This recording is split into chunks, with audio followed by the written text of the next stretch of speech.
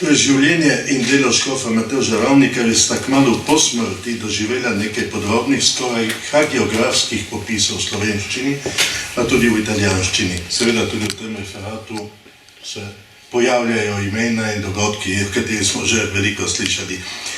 Tako so njem nekajkrat pisale Blejvajsove novice.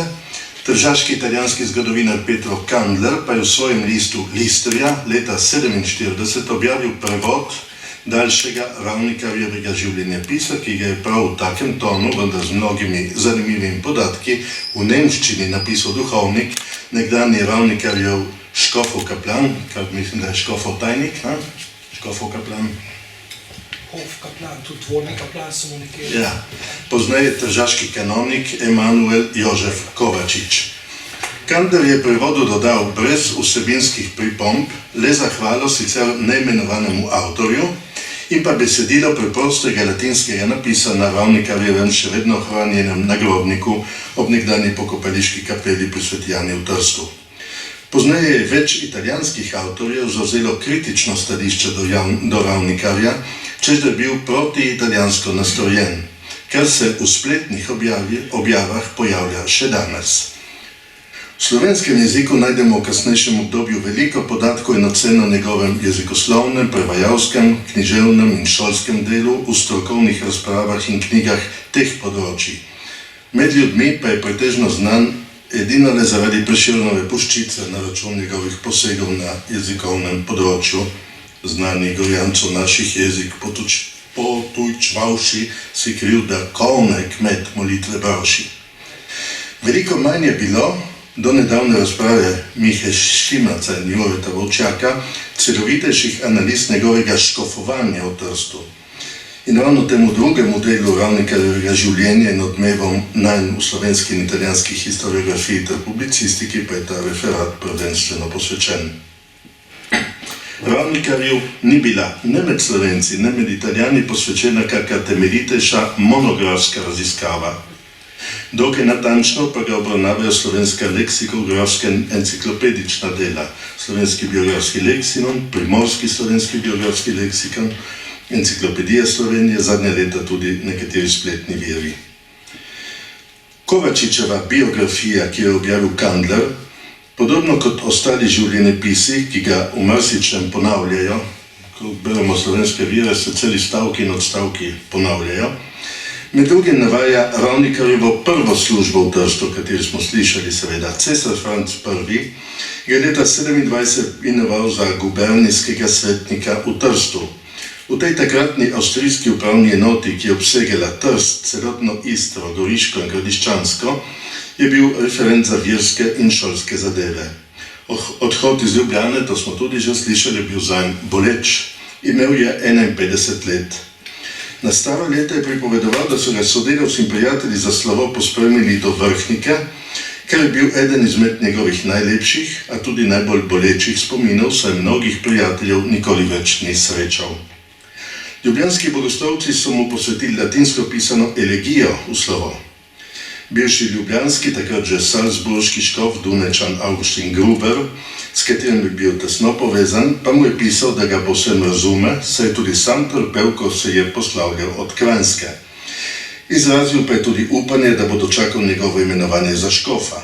Res mu je bila kmalu ponujena škofija v Galiciji, vendar je ni sprejel, ker da bi ga ostareli. Leta 1819 ovdoveli oče, ki je živel z njim v Trstu in je umrl v 94. letu starosti, leta 1841, ne mogel spremljati. Bratov in sester pa Ravnikar ni imel. Kot še piše Kovačič, je bilo Ravnikarjevo službovanje na tem mestu vsekakor zelo cenjeno. V skrbi za verske in šolske zadeve v tržaškem guberniju ga je v letih 36-45 nasledil kasnejši goriški nadškof Andrej Golmajer. Ravnikar ga je imenoval za tržaškega častnega kanonika. Kot poudarja Tomaž Simčič, sta tesno sodelovala zlasti v skrbi za učbenike v italijanščini, slovenščini in hrvaščini.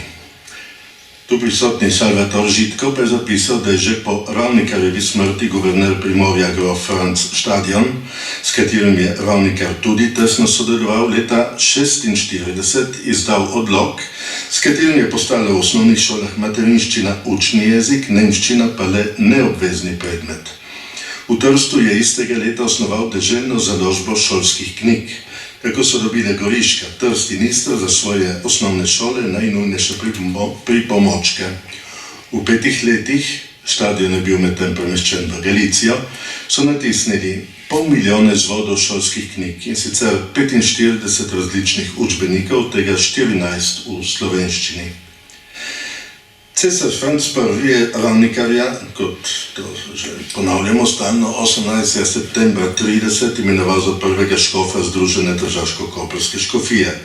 Združil jo je papež Pij VIII le nekaj tednov prej. To, da se je zaradi takratnih dogovorov med cerkvijo in državo ter slučajnih okoliščin prevzem škofije zavlekel, so pojasnili že drugi referati. Vsekakor ga je novi papež Gregor XVI potrdil za škofa 30. septembra 31, posvečen je bil 18. decembra 31 v Ljubljani, v Trstu je nastopil 15. januarja, v Kopru pa 5. februarja 32. Kot škof Združenih škofij je umrl, kot tudi vemo, 20. novembra 45. Kovačič v spisu, ki ga je prevedel in objavil Kandler, poudarja zapuščenost tako tržaške kot koprske škofije v obdobju, ki so ga pretresale vojne, bolezni, spremembe mej in uprav, odsotnost škofov. Bil je čas Napoleonovih pohodov, reform in porazov ter povratka habsburške oblasti. Leta 1803 je umrl tržaški škof Ignacio Gaetano de Bužet, in škofija je ostala brez škofa do leta 21, ko je nastopil Antonio Leonardis de Lucinico in jo vodil do smrti 1830. Leta 1810 je umrl koprski škof Bonifacio da Ponte in škofija ni več dobila novega škofa. Papež Leon XII je 30. junija 28 z bulo Locum Beati Petri popolnoma preuredil obstoj in meje škofij od južne Dalmacije do Gorice. Takrat je med drugim Trst združil škofijo Koper in mu dodelil ozemlje ukinjene škofije Novi Grad. Papež Pij VIII pa je 27. avgusta 30 z bulo In Super Eminenti razglasil na enakopravni osnovi združeno tržaško-koprsko škofijo v okviru Goriške metropolije. Do ponovne razdružitve je prišlo, kot vemo, po ozimskih sporazumih leta 1977. Glede omenjene zapuščenosti škofij, Kovačič omenja slabo izobrazbo duhovščine, zlasti na podeželju, kjer da je kak duhovnik, slišali smo citat, komaj zmogel darovati mašo ali prebirati običajne obrazce. Za njihovo vzdrževanje bivališča je bilo slabo poskrbljeno. Sam cesar Franc I. naj bi Ravnikarju po obisku Istre leta 32 dejal, da mu prav nič ne zavida, a da zelo računa nanj.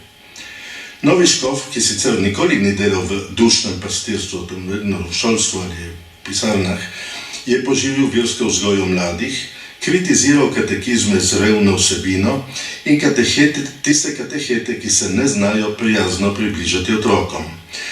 Če je imel običajno strog obraz, se je čisto spremenil v stiku z otroki, piše Kovačič. Do duhovnikov je bil očetovski, spodbujal jih je, nagrajeval, a tudi karal. Pomagal jim je v denarni stiski, sam je zanje kupoval teološke knjige in jim jih delil, saj je poudarjal, da se mora duhovnik izobraževati, mora moliti, izpolnjevati svojo obveznost in se zlasti ne predajati brezdelju. Prvi pogoj pa je pobožno življenje. Duhovnik, ki dela zlo, je slabši od hudiča, je nekoč poudaril skupini mladih duhovnikov. Zaradi pomanjkanja duhovnikov je v združeno škofijo vabil tako bogoslovce kot duhovnike iz drugih škofij. Če je leta 1843 službovalo v tržaško-koprski škofiji 336 duhovnikov, jih je kar 117 izhajalo iz ljubljanske škofije, je napisal Branko Marušič. V samem Trstu, ki je leta 1830 štel 59 000 prebivalcev, pa je bilo tudi malo cerkva. Ko je že po Ravnikarjevi smrti cesar Ferdinand I. leta 46 odločil, da se mesto razdeli na 6 župnij, je imelo mesto 2 župniji in 4 cerkve, Sveti Just, Sveta Marija Velika, Stari Sveti Anton in Novi Sveti Anton.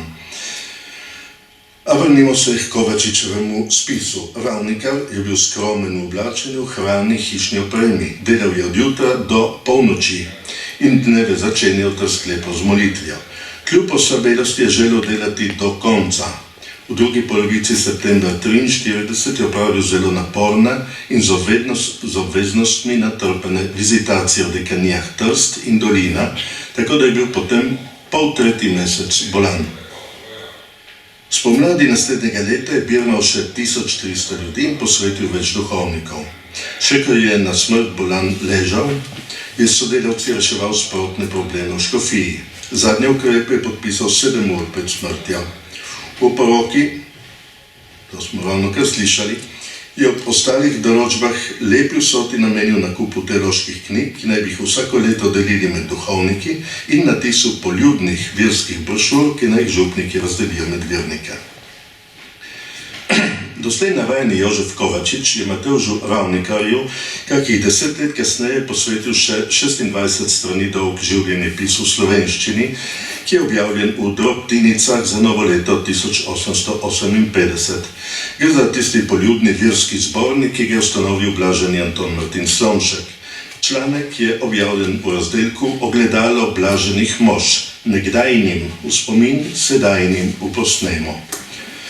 Kovačič se drži svojega prejšnjega zapisa, ki ga tu pa tam bogati s podrobnostmi. Glede zapuščenosti obeh škofij pred Ravnikarjem na primer dodaja, navajam: na kratko, kakšno hiranje, kar svetoviren zadržanje zadene, da je ob tistih časih vladalo, so popričali pretečeno leto 1856 visokočastiti škof v Kitaji z imenom Janez Ricolati, ki so do leta 1819, preden so duhovski stan prestopili, uradnik v Trstu bili, rekoč: o, kakšen razločik mej enkrat in zdaj v Trstu vidim. Enkrat večji del mlačna duhovščina in merzli katoličani in zdaj, hvala Bogu, skoraj več del vse za dobro vneto. Kot poroča Kovačič v prvem nagovoru svojim duhovnikom naročil, naj ob nedeljah in praznikih ne opuščajo razlage Božje besede pri zgodnjih mašah in pridig pri slovesnejših mašah, kot tudi ne popoldanskega krščanskega nauka za odrasle in otroke ter verskega pouka v šolah. Zapovedal je tudi, da ob procesijah na praznik svetega Marka in v velikem tednu ljudem med mašo obrazložijo njihov pomen in smisel.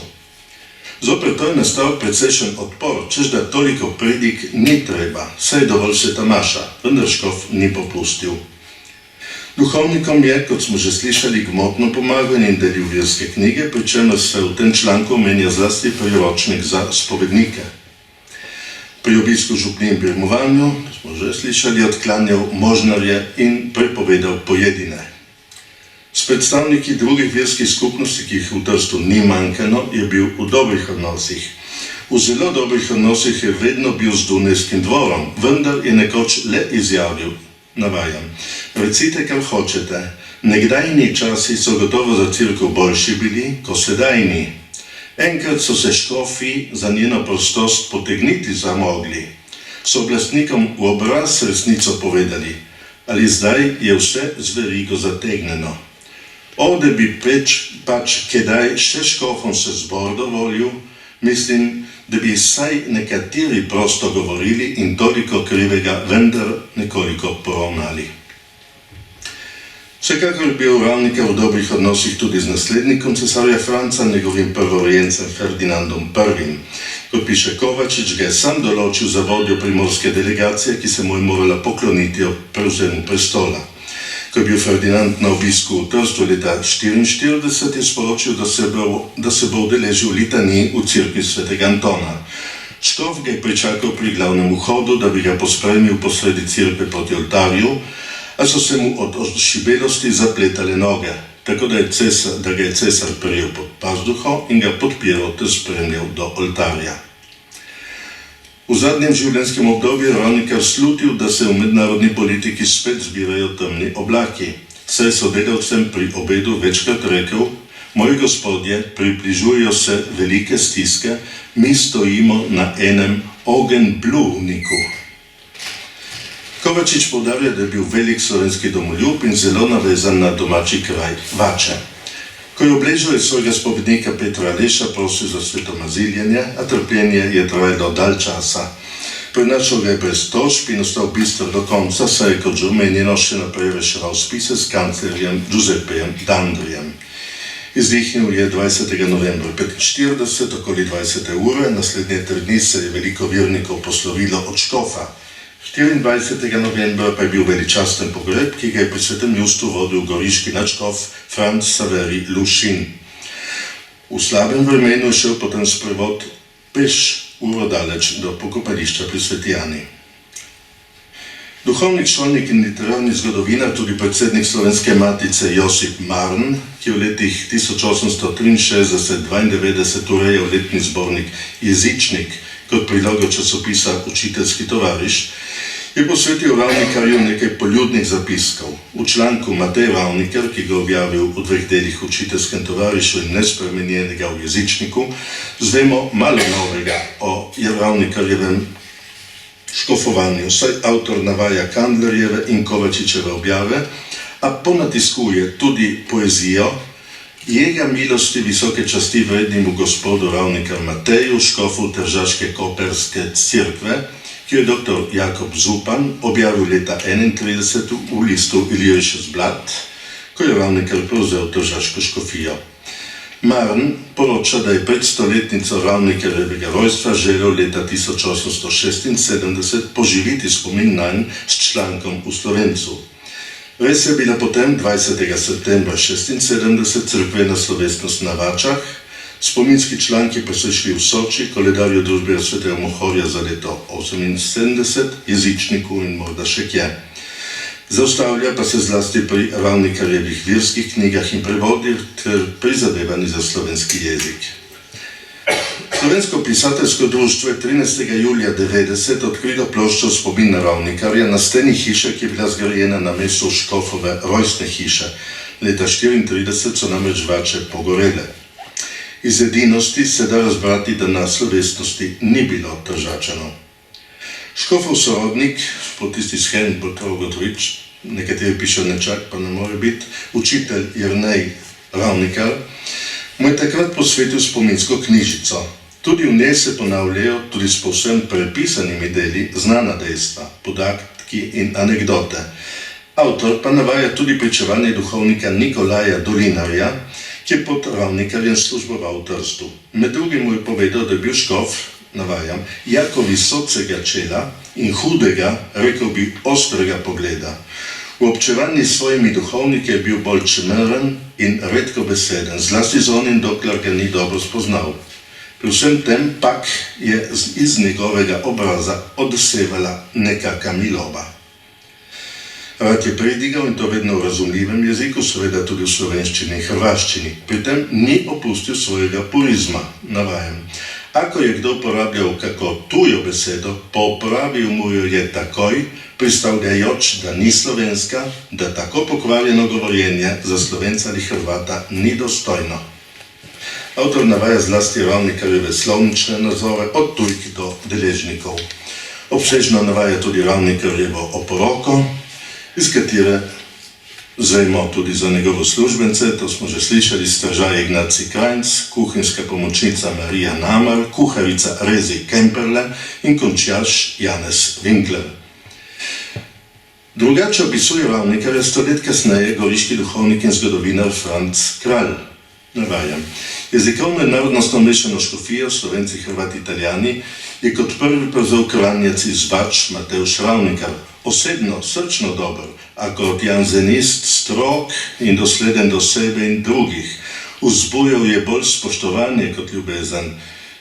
S posebno skrb namenjal mladini in duhovščini, dvignil škofije zanemarjenosti, hkrati pa je utrjeval pravice slovenščine v tržaških cerkvah, ne brez odpora italijanskih oblasti. Kot je bilo že omenjeno, pa so se pretekli slovenski avtori posvečali pretežno Ravnikarjevemu jezikoslovnemu in slovstvenemu delu.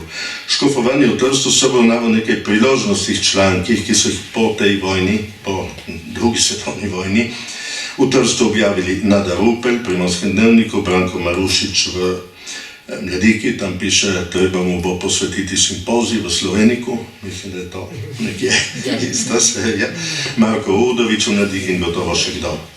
Šele v kroniki letnik 2019 najdemo natančno dokumentirano in arhivskem gradivu iz Ljubljane, z Dunaja in iz Trsta osnovano specifično razpravo Mihe Šimerca in Jureta Borčaka o škofu Ravnikarju, sicer omejeno na njegove cerkvene službe, Ljubljani in Trstu, na takratni zapleteni postopek za škofovsko imenovanje ter na odobritev škofovskega grba.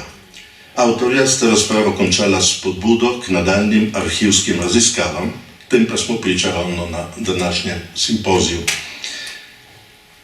Zdaj pa nekaj italijanskih avtorjev, samo čas beži. Ravnikar je bil tržaško-koprski škof tik pred pomladjo narodov, jezikovne in narodnostne, kot tudi politične za Trst tako značilne napetosti, pa so bile seveda že prisotne.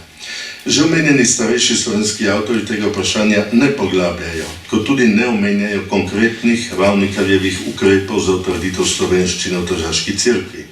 Posredno nekaj zvemo zaradi kritičnih glasov nekaterih italijanskih zgodovinarjev. Čeprav je na začetku omenjeni Pietro Kandler objavil zelo pohvalen Ravnikarjev življenjepis, je več italijanskih avtorjev iz njegovega kasnejšega, a neobjavljenega zapisa, kot tudi iz kakega njegovega objavljenega namiga povzelo mnenje, da je Ravnikar nastopil, navajam, proti italijanskemu jeziku. Zgodovinar Carlo Schiffer, ki je umrl leta 70, je zapisal, da je tržaškim zgodovinarjem znano Ravnikarjevo proti-italijansko zadržanje. Kdor da je vešč branja starejših virov, pravi Schiffer, ve, da niso bili redki kritični namigi tako filo kot antiavstrijskih liberalcev na njegov račun, vendar ne iz političnih, temveč iz narodnostnih razlogov. O Ravnikarju pravi, da je bil zaslužen za utrditev slovenskega knjižnega jezika, vendar ultrapurist in torej ultranacionalist. V Trstu naj bi se pod njegovo kulturno patino pokazala prirojena in trmasta robatost. Prepričan naj bi bil, da je tržaško ljudstvo slovansko, vendar govori ali bi želelo govoriti italijansko. To naj bi bil sad slovanskega nacionalističnega prepričanja, da je mesto odvisno od podeželske okolice in da je narodnost biološko-rasna kategorija. Taki pogledi naj bi se pri Slovencih kazali, na primer pri obravnavi Guglielma Oberdana, pravi Schiffer. Ta mladi italijanski republikanec, ki se je oblikoval v Mazzinijevi in Garibaldijevi tradiciji, je za slovenske nacionaliste samo sin slovenske matere. In tako si je že Ravnikar svoj čas predstavljal, da je del Tržačanov čistih Slovencev, ki jih je treba prevzgojiti.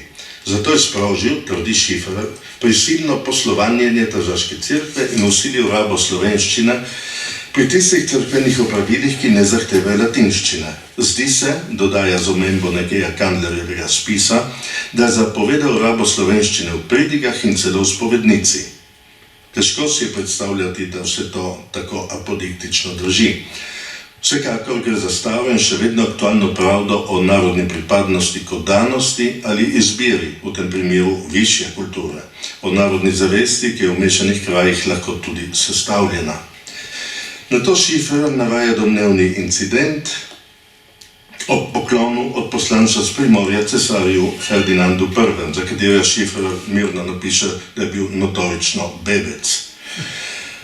In to prevzemu prestola leta 1835. Slovanomanski škof je hotel sam spregovoriti brez dogovora s člani delegacije. Žalil je tržaško preteklost in hvalil dosežke pod Habsburškim žezlom. Opustil pa je socialne, moralne, upravne in gospodarske probleme Trsta. In tako dalje. Vsekakor pravi Schiffer, da je bil Ravnikar izjema, saj da je njegov naslednik Jernej Legat upošteval želje italijanskih katoličanov in javno govoril v italijanščini. Več italijanskih publicistov in zgodovinarjev, med bolj znanimi Attilio Tamaro, poudarja Zlasti to, da je bil Ravnikar ne le prvi škof Združene tržaško-koprske škofije, temveč obenem prvi izmed 7 zaporednih neitalijanskih pastirjev na njenem čelu od 1830 do 1919, kar da je bil izraz Italijanom nenaklonjene politike avstrijskih oblasti, ki so sledile geslu Divide et Impera. Temu je sicer pritegnil tudi slovenski zgodovinar Salvator Žitko, ko je zapisal vzrok, da so avstrijski cesarji po letu 30 Sveti stolici za tržaško-koprsko škofijo predlagali pretežno škofe slovenskega rodu, je bil prav gotovo politične narave, saj se zaradi naraščajočega italijanskega nacionalizma niso mogli zanesti na škofe italijanskega porekla. Obenem pa so razen mestnih središč večino prebivalstva škofij sestavljali tržaški in istrski Slovenci ter Hrvati. Vendar pa zasledimo tudi drugačna mnenja. Gianpaolo Valdevid poudarja, da so nacionalne spore povzročale gospodarske in socialne napetosti hitro razvijajočega se mesta, ne verski razlogi. Škofje in duhovščine so se naslanjali na pretežno slovensko in hrvaško kmečko prebivalstvo in priseljence kmečkega izvora, ter podpiralo obrambo pred asimilacijo, ker so se pač bolj kot mestni živelj in liberalno vodstvo poznavali v cerkvi. Škofje naj bi govorili nemško, italijansko in slovensko, kar je vnaprej izključevalo večino možnih italijanskih kandidatov. Pri tem Valdevid omenja, da je guverner Štadion ob iskanju njegovega naslednika ocenil kot napako imenovanje škofa Ravnikarja, ker da ni obvladal italijanščine. Iz pričevanj sosednjih škofov, ki ste jih navedla Šimac in Volčak, pa smo slišali tudi druge vire, pa ni bilo ravno tako. Tudi Liliana Ferrari, tu prisotna, poudarja, da z izbiro Mateža Ravnikarja Dunaj ni ubral proti-italijansko strategijo, temveč je upošteval izvor in značilnosti duhovščine v škofiji. Poleg tega iz vrst italijanskega meščanstva prihaja prav malo poklicov, solidni slovenski duhovniki pa so zanesljivi podaniki avstrijskega dvora. Cerkveni zgodovinar duhovnik Pietro Zovato po Francu Kralju navaja, da je bil pred serijo slovenskih, hrvaških in nemškega škofa tržaško-koprske škofije Ravnikarjev predhodnik, dotedanji goriški kanovnik Antonio Leonardis, po poreklu tudi Slovenec Lenardič. Kot župnik in dekan v Ločniku je sprva pridigal slovensko, potem pa je sebe in okolico pofurlanil in poitalijančil. Avtor se omiljeno naslanja na Šiferjeva stališča o Ravnikarjevem zanemarjenju italijanskih vernikov in na njegovem domnevnem prepričanju, da je treba asimiliranim Tržačanom vrniti slovenstvo, tudi zato, ker izguba jezika prinaša upad verske prakse. O škofu piše, da ima zasluge za kulturo in slovensko narodno zavest, a je bolj učenjak kot pastir, mogoče celo oddaljen od pastorale, brez razumevanja za mesto, ki naglo raste v demografskem in gospodarskem smislu. Bil je narodni voditelj, še piše, ki je med drugim omogočal slovenskim duhovnikom, da so dosegali doktorate na najboljših teoloških fakultetah v cesarstvu. Tržaški cerkveni zgodovinar Giuseppe Cuscito se Ravnikarju nekako izogiba. V knjigi o zgodovini tržaške škofije ga omenja le v neki opombi, češ da ni govoril italijansko. V poljubnem zgodovinskem prikazu tržaške škofije v uradnem škofijskem letopisu pa ga je kar preskočil. O 7 zaporednih neitalijanskih škofih pa piše, da so nekako poosebljali politiko dunajske vlade v odnosu do italijanstva trstva, ki jim je vzbujalo strah. Da bom zadnji košček preskočil, ampak govori o tem, da neke zamere do škofa Ravnikarja so nastale zlasti v Istri, zaradi njegovega pogleda na procesije, na razne cerkvene slovesnosti, na procesijo na veliki petek in tako dalje. Vendar se pri tem odraža duh nekoliko prej jožefinizma, potem janzenizma, ne pa toliko nacionalni ali drugi problem. Ampak glede Semedele in procesije tam v Semedeli pa je veliko spisov, ki je zelo ostro nastopajo proti njegovi prepovedi procesije in sploh prepovedi maševanja v tako imenovanih zasebnih cerkvah ali kapelah na praznik in nedeljo. Danes bi bili zadovoljni, da bi bile maše povsod, samo župnijske cerkve na nedeljo. Tako, hvala.